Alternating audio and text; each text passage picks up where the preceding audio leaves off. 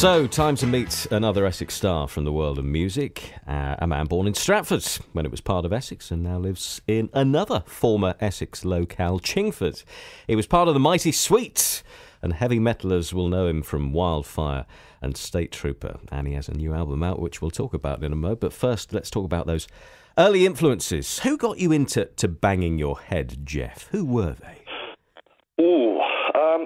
To be honest with you, my brother is about 5 years older than me, so I listened to a lot of his records growing up. And to be honest, it was pretty much sort of Deep Purple, Creedence Clearwater Revival, like Pink Floyd, things like that. That was just the stuff he was listening to, because he was a bit of a biker, so he was into the heavier side of things. And I used to listen to his records, hear him sort of thumping through the walls as my dad was shouting from downstairs, turn that racket down, kind of thing. But yeah, that were my influences, and that's how I really got into music. Deep Purple became one of my favourite bands of all time. Did you see any of them live? I did. I didn't get a chance to see Purple in the 70s.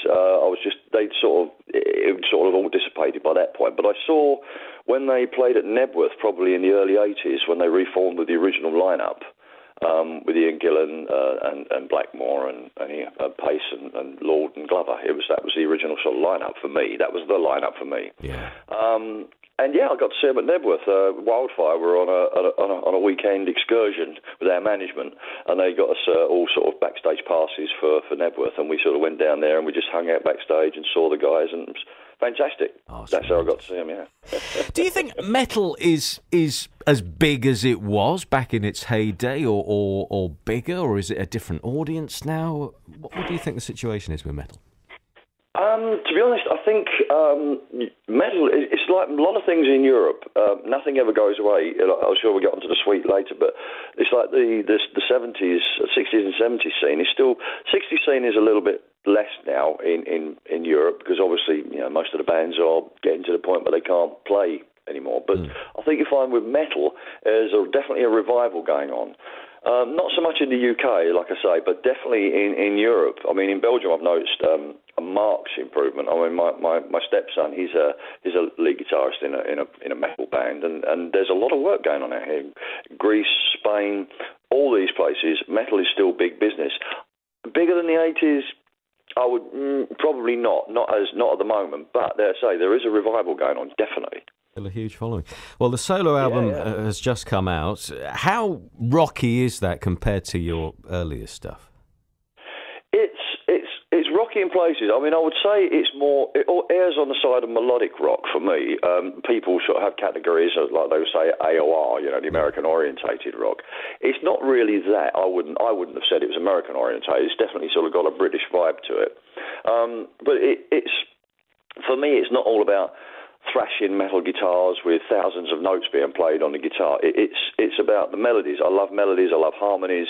I like to write songs that people walk away listening to, whistling in their head, if you know what I mean. Yeah. That's the kind. I wouldn't say it's heavy metal. I'd say it's classic hard rock.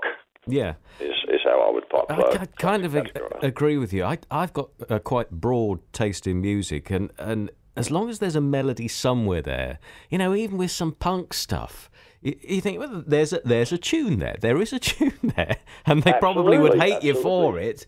But some of the stuff you hear, it's kind of white noise. You think, oh no, not really. Yeah, I mean, I hear a lot of thrash metal. Obviously, my stepson plays a lot of thrash metal, and some of that I try to listen to, and I think, my God, what is this? But then again, that's not my era of music. It's for a different. It's full of energy, and it's for the kids. Yeah. But as you say about punk music, I mean, if you actually listen back to the Sex Pistols, never mind the Proverbials album, there's actually some good, well-crafted songs. I mean, they were no fools. Those songs are quite, a good rock songs. It's just they were classified as punk and had that attitude, Yeah.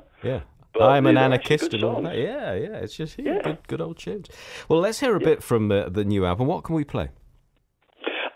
I think the single that we're sort of kind of pushing forward at the moment is the song "Crazy World." It's quite it's an upbeat sort of. It sounds like Crazy World, but then again, we are living in crazy times at the moment, and very sad times as well. So, but it is quite an upbeat song, and I mean, I really like it. I think it's radio friendly, and I think it's a good happy song to play on a Sunday afternoon. Okay, let's hear it. Jeff Brown, "Crazy World" on BBC Essex.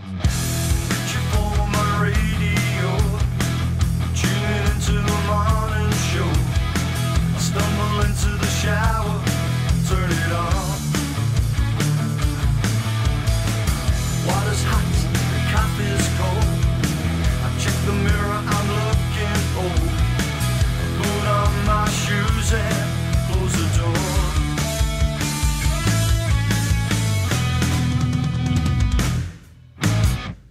The day starts full of promise. The paper said no comment.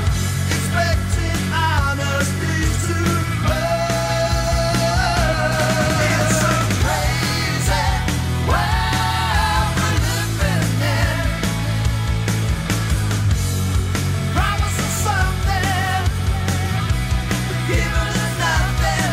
It's a crazy world we're living in. Pray for reasons to keep on believing. Working hard to pay my bills.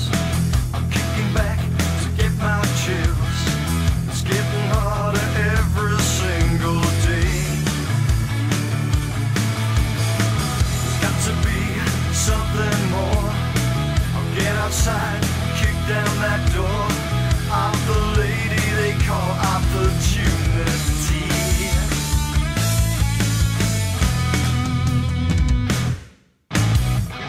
Nothing can last forever. That brings us close together. I guess that's just the way we are. It's a crazy world we're living in. Promise us something, but giving us nothing. It's a crazy world we're living in. Pray for reasons, keep on believing.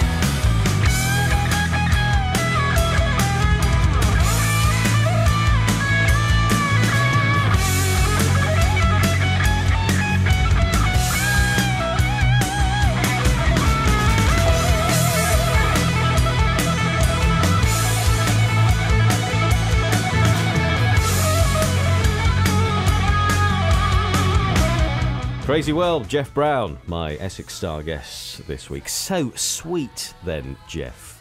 One of the glammest of the glam rockers of the 70s, Brian Conley and co. When did you join the band and how did that all come about?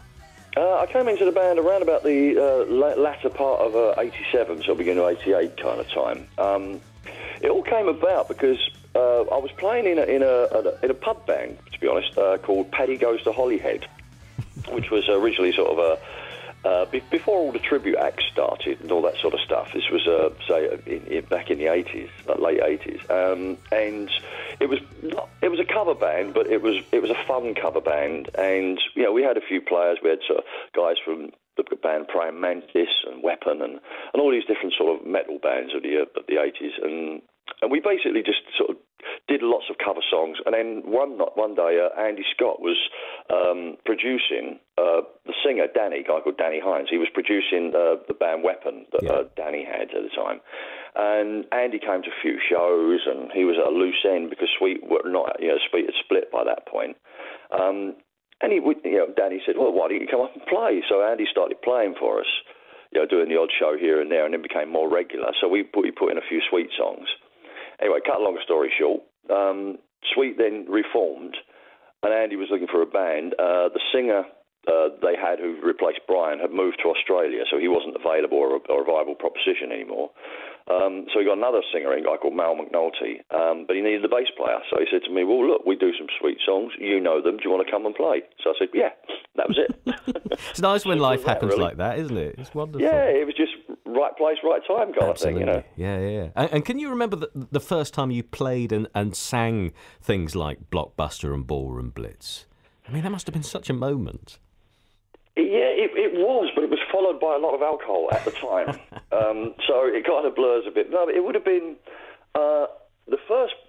I mean, we did a few sort of small shows, which I can't really, to be honest, I can't really remember those. But I think the first big TV show and foreign gig I did was we played in Holland. We were on with the Monkeys and people like that, and it was a bit of a revival show, but it was like 25,000 people. That I remember very, very well. A place called Appledorn. That was an incredible sort of experience because it's the first time I played to an audience of that kind of size. Yeah, and that would have been around about 89. To be honest, that was about 89. That one. Yeah, 25,000 people. You're going to kind of remember, aren't you? I guess. Yeah, you really will. I mean, it was stunning. I mean, maybe it was a little bit less than that, but I just remember sort of walking out going, "My God!" Yeah. I wasn't nervous. Yeah. I was just really excited, And it was. We only did about 3 or 4 numbers because it's for a live TV, but man, it was great. It was brilliant. What was Brian like? I mean, he had his demons, which eventually got the better of him. Well, when I came into the band, obviously Brian had already left, because Brian actually left the band, I believe, in around about 78. It's quite early on. I mean, he wasn't. When you think about the Sweet was really commercially successful from sort of 72, 73 till 70. Well, till the early 80s. I think Fox on the Run was the last one that Brian was on, but the cracks were already showing in Brian at that point. I met him a few times, and he always seemed to be a really, really nice guy. Mm. As you say, he had his demons, and unfortunately, they did get the better of him.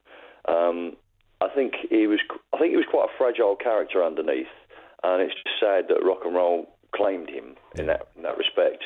In this business, you do have to have quite a strong character and a strong will to survive. And some just didn't, and unfortunately, I didn't know Brian very well, but from my opinion of what I saw, he was a nice guy. It was just a really unfortunate situation for him. You're out in Belgium at the moment, and I am. Yeah, my girlfriend is Flemish, so she's from Belgium. So, and a big old following out there. It's a pretty good following. Yeah, it's like I say, the rock scene in Europe is thriving. It's not as big as it was in the 80s, but it's definitely getting better. It's good. My record company, Mausoleum Records, is based in Belgium as well. So it's all sort of coming to place, if you like. In fact, funnily enough, with Wildfire, my band back in the very early 80s, on the new wave of British heavy metal scene, our first record deal was with the company Mausoleum. So it's like a full circle for me. I'm now signed back to the same record label I was when I was 21. It all comes around again, doesn't it? It does indeed. It does indeed, Mark. Yeah. And Sweet, are they still out performing in some shape or form? Yeah, they're still out there. In fact, I think they're just embarking on a UK tour at the moment. They're out with I think it's the Rubettes and Mud 2, which is Les Gray's old band. Yeah. Unfortunately, we lost Les a few years ago, but his band has carried on working. And the singer and guitarist guy called Sid Twynham, he was with Les for over 25 years, and with the permission of Les's wife, they carry on using the name, hence Mud 2. Yeah. They're out on the Sweet are out on the road. It's only Andy Scott from the original band now with the band, but they still sound good. When did you leave Sweet? I left Sweet in 2003, I think it was. Mm-hmm. Yeah, 2003. And then I joined up with the Tremolos, the 60s band, the Tremolos. Yeah, we had Brian Poole on as our Essex star not so long ago. Great guy, lovely guy.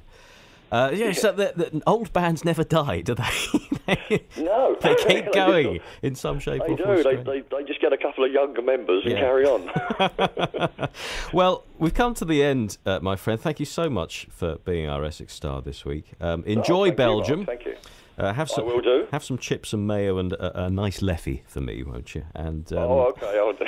We're going to finish with the big one in just a second, but just give us the details of the new album once again.